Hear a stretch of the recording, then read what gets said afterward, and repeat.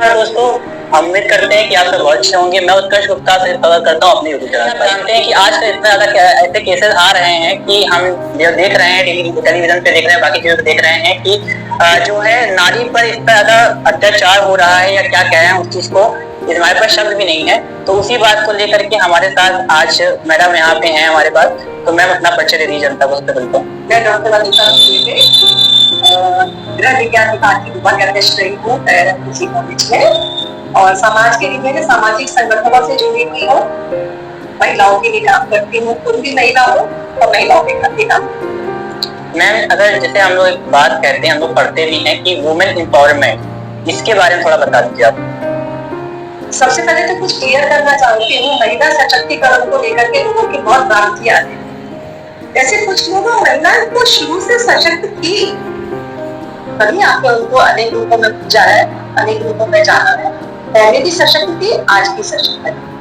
यदि आप उसको बहुत अच्छी इंग्लिश बोल करके या बहुत छोटे वस्त्र पहन करके सशक्तिकरण को यदि किसी और रूप में लेते हैं तो वही मिथ्या है।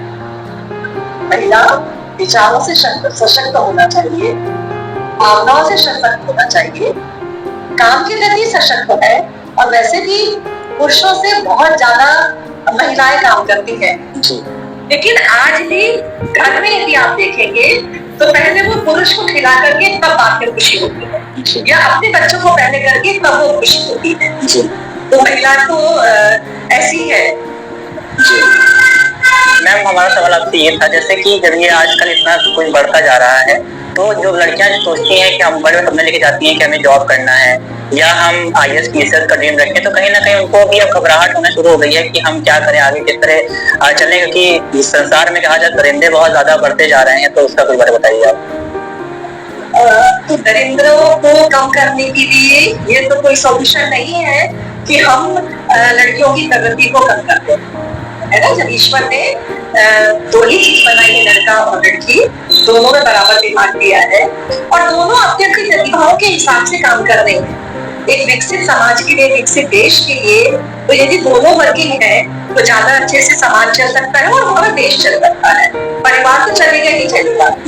तो महिलाओं को तो काम करना ही है, पर कुछ इस तरह की घटनाओं के कारण क्या हम ये व्यवस्था ही बंद कर दें कि महिलाएं काम ना करें? तो ये तो किसी तरह का कोई हल नहीं है।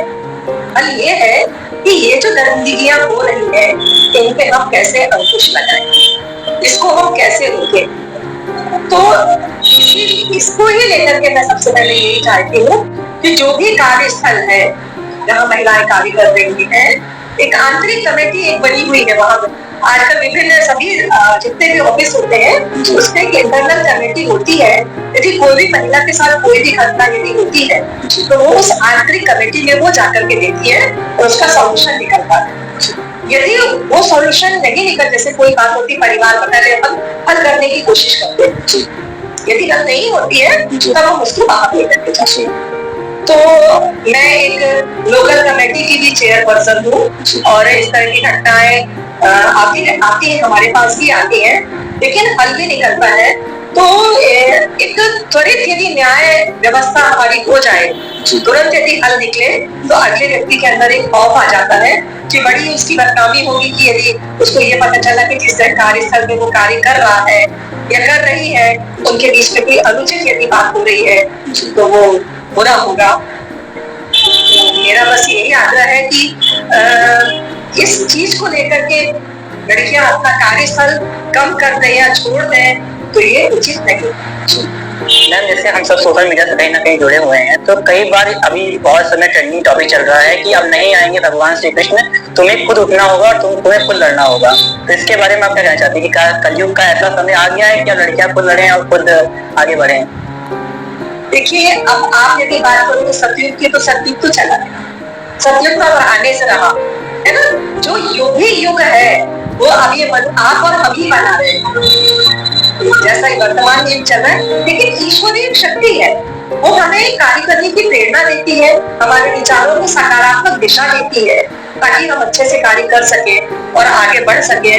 तो उस सोच को लेकर के, उस शक्ति को मान करके कि वो साकार रूप में हमारे साथ रहे और व्यक्ति को हर जो उसका कर्तव्य पद है उसमें वो भी ईमानदारी से कार्य करता है, जो भी उसका कर्तव्य पद है उसमें वो ईमानदारी से कार्य करता है, तो निश्चित ही एक अच्छे समाज को बढ़ाएगा और फिर वही सहयोग आएगा।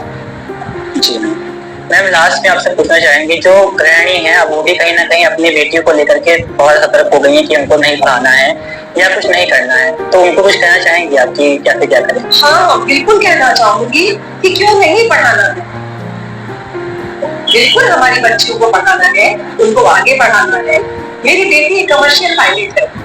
मैं छोटी सी घटना इसलिए बता रही हूँ क्योंकि मेरा एक संयुक्त परिवार है और जब उसने ये विचार रखा था कि वो पायलट बनना चाहती है तो घर में एक विचार सा आया था कि तब हमने बच्चों को घर के बाहर ही अकेले निकलना नहीं छोड़ा था, तो कैसे इतना बड़ा कदम की जहाँ पर, लेकिन मेरी बेटी ने ये विश्वास दिलाया मुझे कि मम्मी हम जिस फील्ड में है 8 लड़के होंगे तो 2 लड़कियां, और आप भरोसा करो, आप जिस भरोसे से मुझे भेजोगे वही भरोसा आपको मिलेगा। और मुझे गर्व है अपनी बेटी के ऊपर, जिस भरोसे से मैंने उसको भेजा था वो भरोसा उसने कायम रखा और आज वो जॉब कर रही है बहुत सफलतापूर्वक और ऊंचाइयों को छू रही है। तो मेरा सभी माताओं से अनुरोध है कि भयभीत होकर के आप समाज में जी नहीं सकते।